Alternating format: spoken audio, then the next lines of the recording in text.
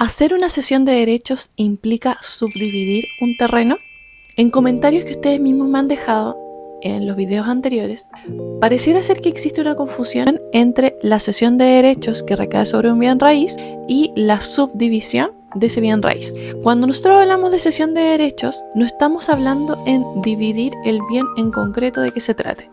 Y esto lo podemos entender súper bien cuando se trata de un bien que aparentemente no admite subdivisión. Por ejemplo, supongamos que en la comunidad de herederos existe un vehículo y hay dos hermanos.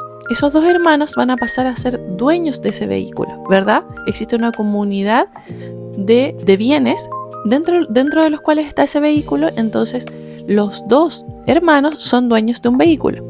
Eso implica que, por ejemplo, el hermano A es dueño de la puerta delantera del vehículo hacia el motor y el otro hermano de la puerta trasera hacia atrás. No, porque el vehículo no admite subdivisión posible y física de hacer.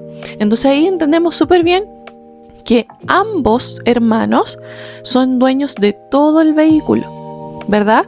No admite división, no se puede dividir, porque yo no puedo separar el vehículo para que funcione de manera mitad y mitad, ¿verdad? Lo mismo pasa con los terrenos. Lo que pasa es que físicamente en nuestra mente dividimos el terreno porque obviamente se trata de un bien mucho más grande físicamente.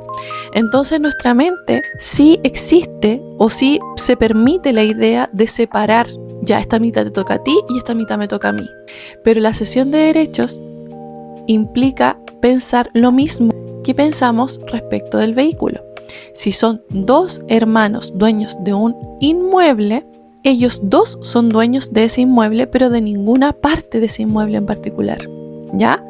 Físicamente sí podría dividirse porque podemos imaginarlo, pero jurídicamente, al igual que en el caso del vehículo, no es posible separarlos. ¿Se entiende?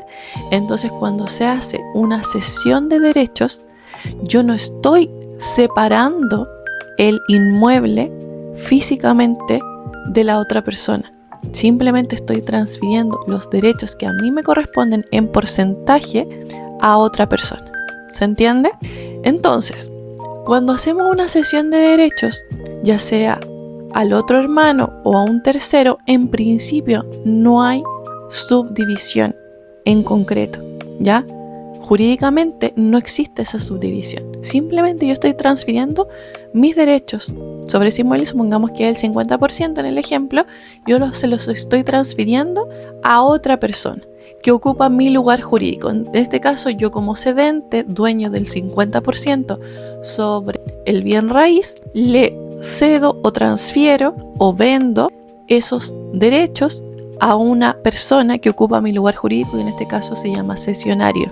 El cesionario ocupa mi lugar jurídico y, por ende, al igual que como yo estaba unido con mi hermano en esa comunidad sobre un inmueble que no se puede dividir, que somos ambos dueños de todo el bien raíz, lo mismo este cesionario que ocupa el lugar jurídico del cedente va a entender que él no es dueño de el antejardín y de, no sé, del estacionamiento, sino que es dueño de todo el bien raíz en conjunto con esta otra persona.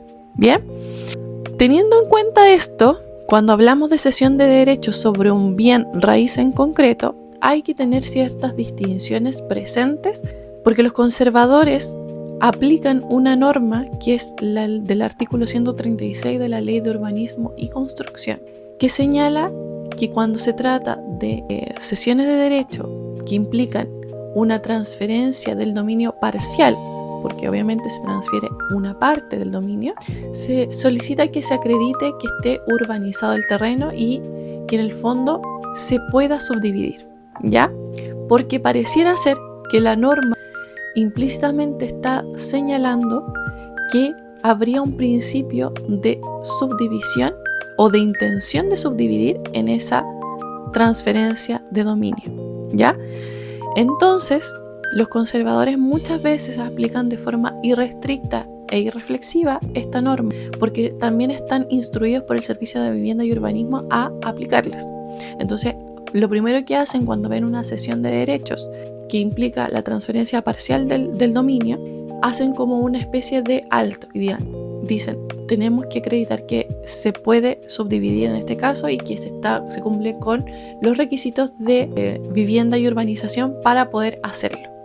Entonces, muchas veces los conservadores no observan la intención de las partes, que a ratos no es la subdivisión, otras veces sí lo va a hacer, porque tal como ustedes tienen la duda, muchas personas hacen sesiones de derecho efectivamente para dividir el terreno físicamente.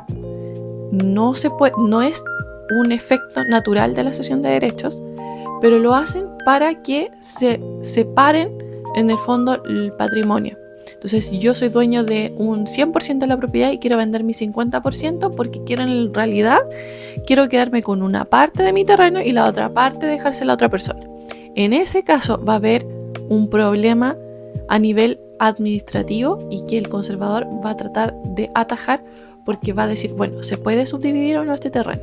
Y te va a requerir todos los requisitos para acreditar esa subdivisión.